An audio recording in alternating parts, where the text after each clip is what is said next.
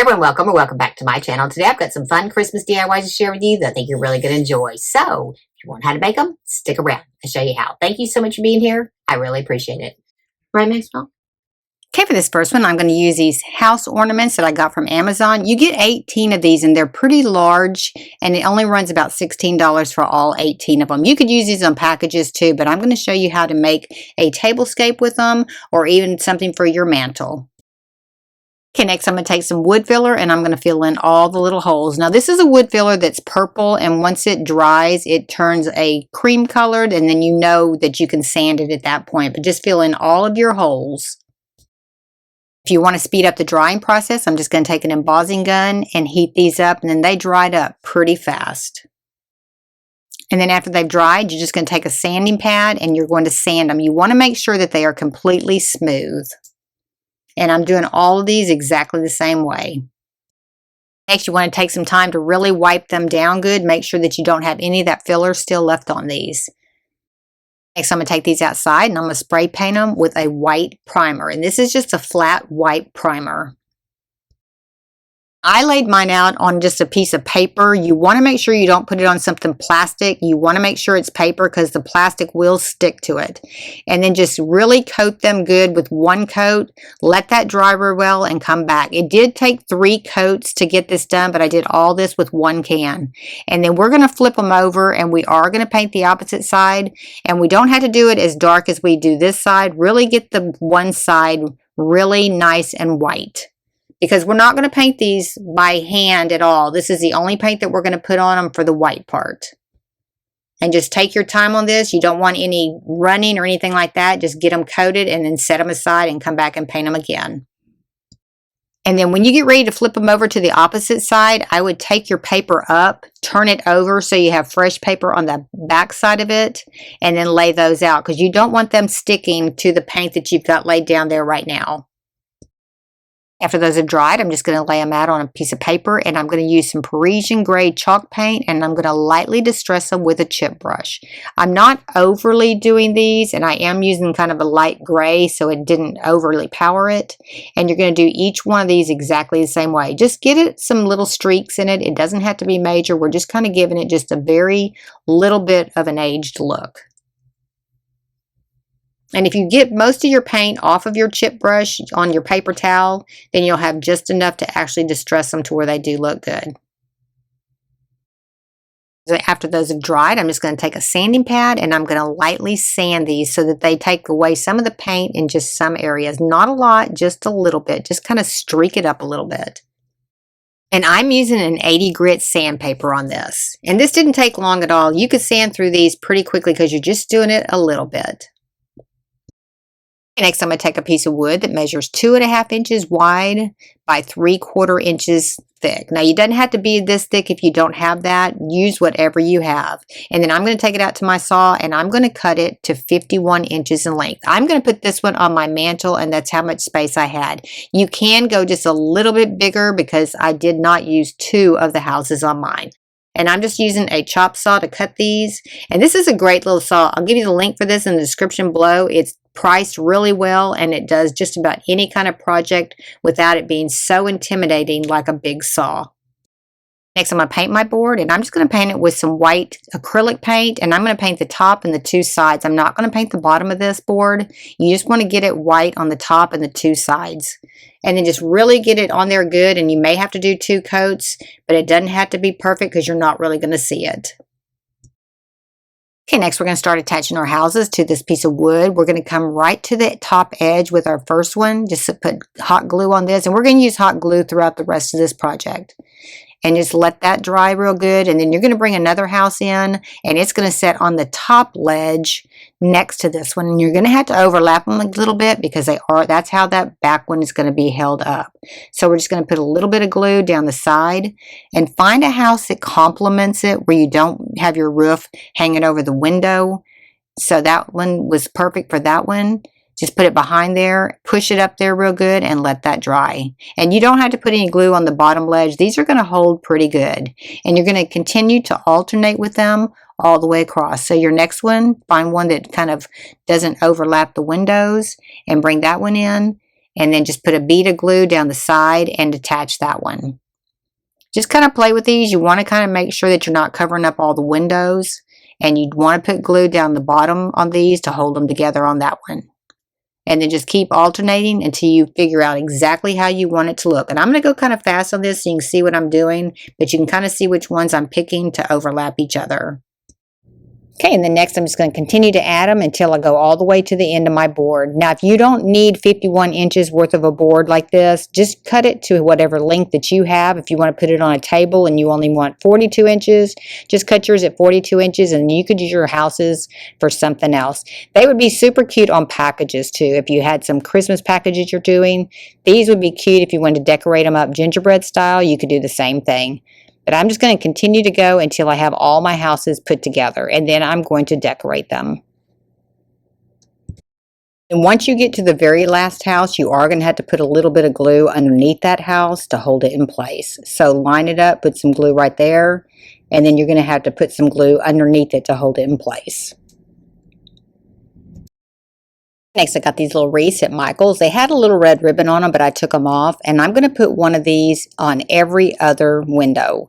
Now, they also had an adhesive strip onto the back, and I did remove it as well. So just do every other window. Then I had an extra one left over, and I am going to put it down at the end on the last one. And you could decorate these up a lot more than what I'm doing. I just kind of wanted a minimalistic look on these. But again, you could do the gingerbread theme on these if you wanted to, or you could paint them, different colors, the houses different colors to mix it up a little bit. But I always wanted a little row of white houses, and this was a pretty inexpensive way to achieve this.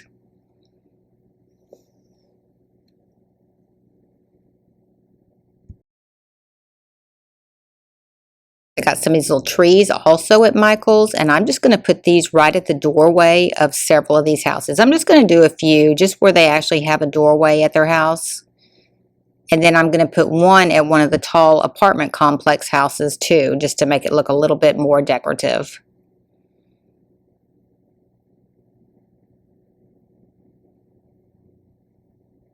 And these had an adhesive strip onto the back of them, but I am adding my own glue to add it to just to make sure it is a little bit more secure. And that's how that turned out. Let me know what you think in the comments. And then I just put this on my mantle and put some lights behind it. This turned out so cute. Let me know what you think in the comments.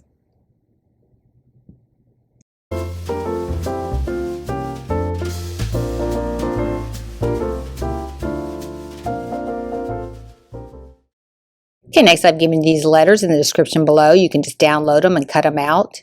And then I'm going to cut out my W, 2 different pieces of this, because we are going to join these to make the W. So just cut the line right where the pieces end, and then we'll overlap them and tape them together. It was a little bit too big for one piece of paper, so I had to divide it between 2. So we are going to overlap it right here and then tape that together. Okay, next I'm taking a foam core board that I got at Hobby Lobby. This was $1.99, and all my letters are going to fit on this one board. And this is the thin foam core board. It's not the real thick one. So just get them lined up. Just make sure you have enough to cut those out. And we're going to cut these out with an X-Acto knife. And then once you see exactly where those are going to lay out, we're going to cut our piece of board into 4 pieces so it's a little bit easier to handle. So just cut it straight down here. And then we're going to cut those 2 in half. And I'll give you the link for the X-Acto knife I'm using. This is a really sharp knife, and it works really good. And if you cut at a 30-degree angle, you'll get a nice finished edge. You get your foam core board cut into pieces. We're just going to lightly go around our letters so we can kind of see the foam core board behind it. And then we're going to tape these to the foam core board to hold them in place while we're cutting them. And just put a little bit of Scotch tape on it. You don't have to have a lot, just, randomly in places just to hold it together. And then I'm using a small lightweight razor. I'll give you the link for this. This is really small, it's sharp, and it's easy to use. And you want to make sure that you got your cuts straight. Now don't worry if you mess it up a little bit, just kind of get it cut out. You can always clean it up in a little bit after you get them all cut out. But we are going to distress these, so it is going to cover up any blemishes that you might have.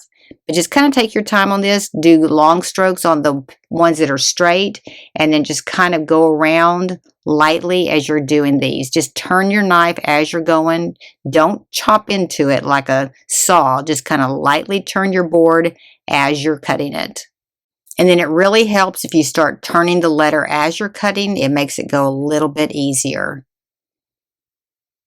And then I'll show you here in a minute, once we get this cut out, some ways that you can kind of clean it up if you're not real happy with the way it looks.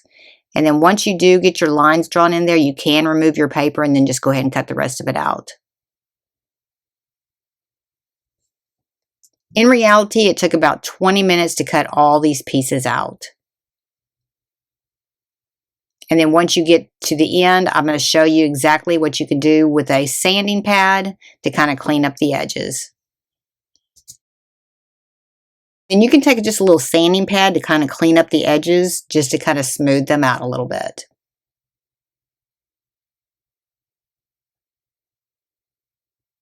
Just keep going till you have them all cut out. I think the W was the easiest one to cut out. But really, these were pretty easy. And like I said, we are going to distress them, so you're not going to see any of the imperfections. But I got them all cut out. I'm going to paint them with a black acrylic paint. And this goes on pretty easy with a sponge brush on these, because these are pretty smooth letters and they do hold paint really well. And you're just going to paint the front, the back, and the sides of all of them. And I think I added 2 coats of the black on this. It went on pretty good and pretty dark, but yeah, you probably want to do 2 coats to make it really nice. And then you can use a heat source to speed up the drying process on these. Next, I'm going to take some burnt umber paint, and I'm going to take a little sponge, and I'm just going to put some paint out here on a piece of paper, and then grab a paper towel, because you're going to dab a lot of that off with the paper towel. Dip it in there, get a lot of it off, and then start sponging it. And we're going to add a generous amount of this, and twist your wrist as you're doing it, because you want the pattern to be a little bit different all the way around. Now, I am going to kind of go fast on this so you can see how much I added, but I added a lot of this burnt umber. But just kind of dab it off on the paper towel so you don't have too many big blotches of it on your letters. You just want to kind of get it on there and make it look kind of even. This is really what's going to start making this look like rust, and then we're going to do a final step with another color to finish it out.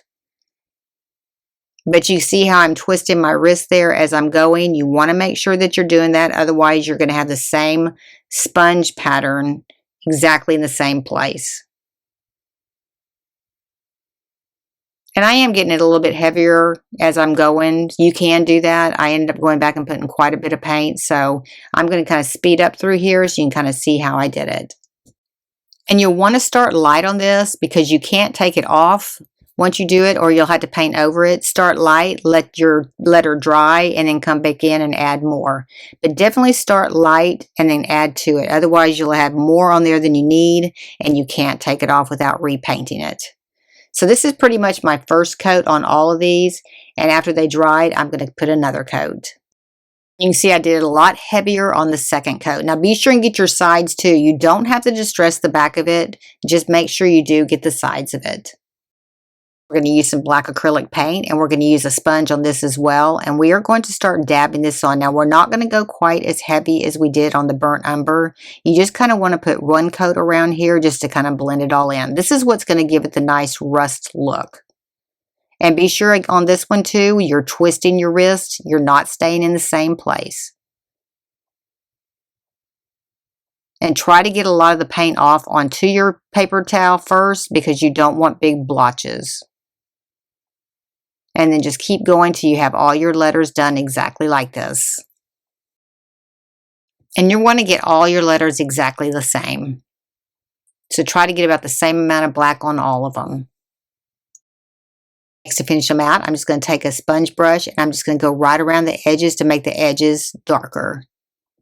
And I'm going to do that to all of my letters exactly the same way. This just kind of makes it, stand out a little bit more. It's got like an outline around the sides of it, but it's a soft outline. And then you can place these on a bookshelf. You can place them on a mantle, but I think they turned out so cute. Let me know what you think in the comments.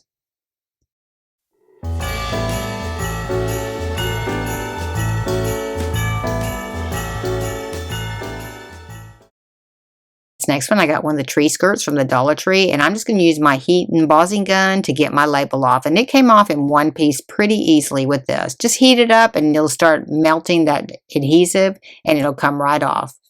And then I'm going to use a round piece of wood. I don't know the measurement on this. Just get a piece of wood that covers the top part of that. And then we are just going to glue it to the very top. And this piece of wood's only maybe at the most between 1/8 and 1/4 of an inch thick. You get them in a pack at Hobby Lobby for signs. Just let that dry real good. And then I'm going to take that outside and I'm going to spray paint the entire thing with a matte black Krylon paint. So you're going to paint the top and the sides. You don't have to go the inside, just the top and the sides. Nice, after that's been painted, I just got this wreath at Hobby Lobby and I'm just going to glue it right to the top. And I'm going to kind of squeeze it together so it is more round as I'm gluing it together. So just go ahead and put your glue all the way around and then kind of just shape it onto the glue while it's drying. And do put plenty of glue because you do want it to grab and stay flat. You don't want to see it from a distance that there's a gap between the circle and the wreath. And then just kind of hold that in place, pushing it down and shaping it as it's drying.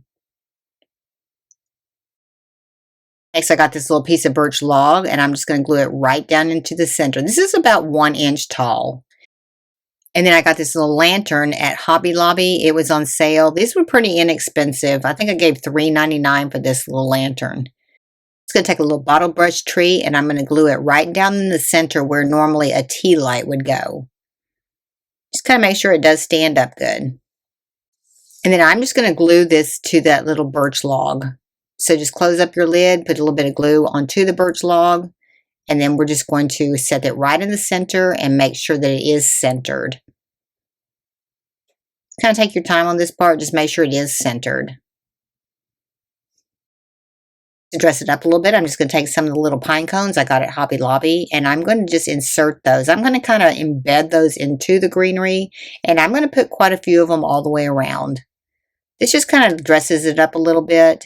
And this was an easy project. I mean, this turned out so cute. Once I get done and I'll show it to you, it really did turn out cute and it was very inexpensive to make.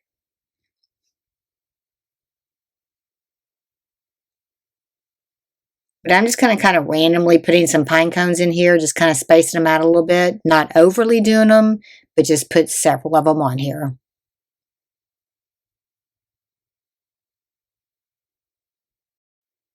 Okay, and then that's how that ended up looking. Look how cute that is. That's pretty simple.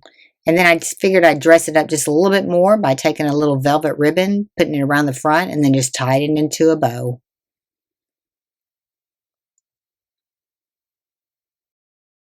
I'll give you the link for this ribbon. This is really pretty ribbon. I got it from Amazon. All right, and then look how cute that turned out. Let me know what you think in the comments.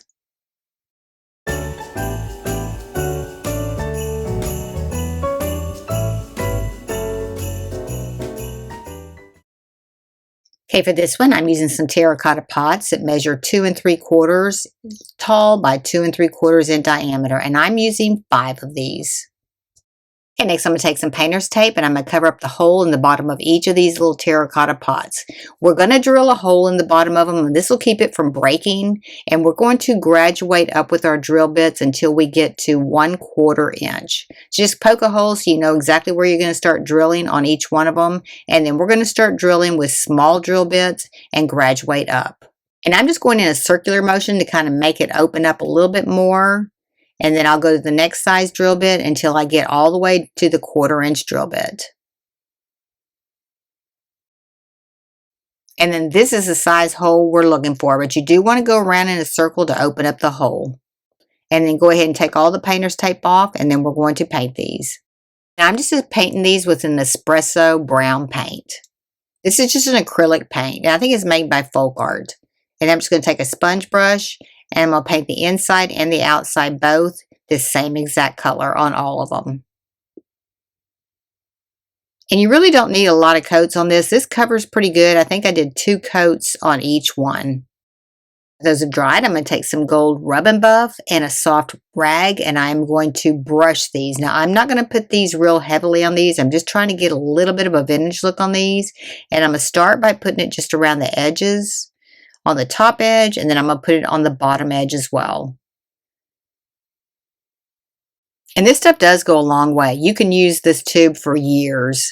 And I'm going to put it on the top ledge and the bottom ledge. Just try and get a little bit of a vintage look to this.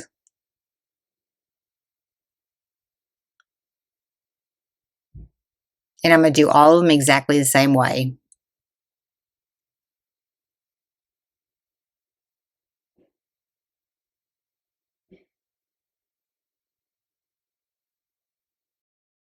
I decided to come back in and do the center with a little bit as well, just to kind of blend it all together.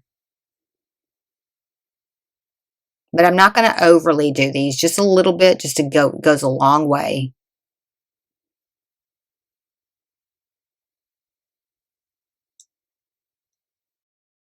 So I'm going to take some brown satin ribbon and then some little jingle bells. I just bought these at Hobby Lobby. They were the silver bells, and I spray painted them with a brown paint.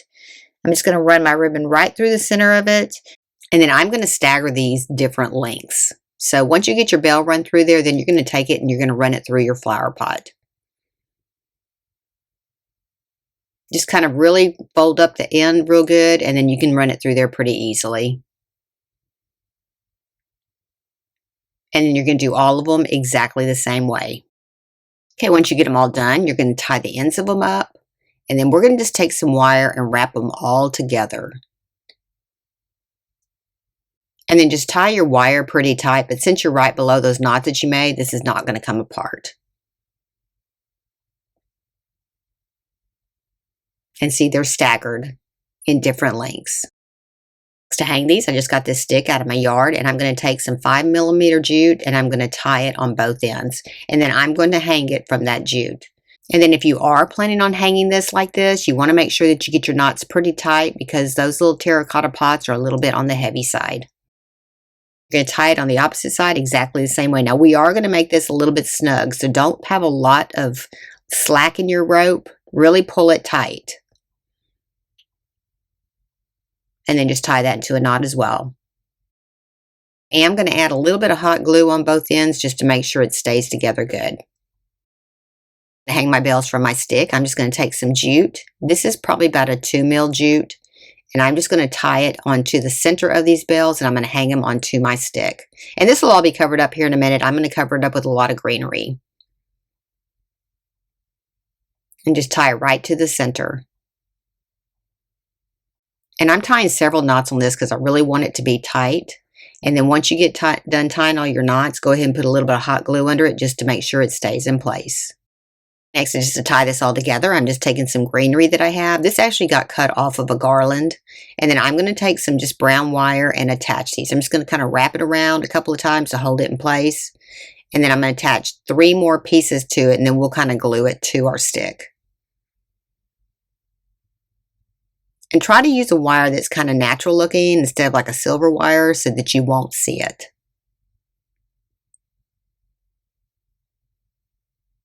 And I'm going to attach another one on the opposite side. Just kind of wire it in there so you can't see it, and then wire that one on. And I'm going to put a little bit of hot glue underneath it just to hold it in place.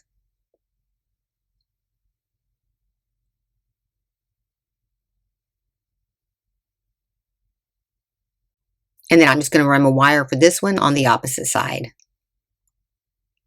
Just kind of hide the wire behind the greenery, and since it is brown, it hides pretty well. And then I'm going to just glue this one to my stick. Other 2 pieces of garland, I'm just kind of diagonaling them down on both sides. Sorry I got out of the camera on that, but you'll be able to see what I did when I bring the second one in. And just wire that one in. And then for the final one, it's going to come in just underneath that one at a diagonal, and we're going to wire that one in. And I'll give you the link for this wire. I get it on Amazon.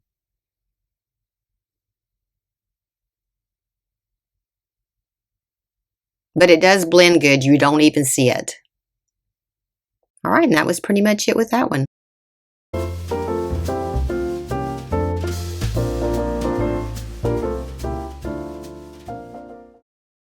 Okay, I hope you enjoyed the video today. I hope it gave you some inspiration. If you like these kind of videos, be sure and give me a like, subscribe, and ring that bell to be notified when I have a new video upload.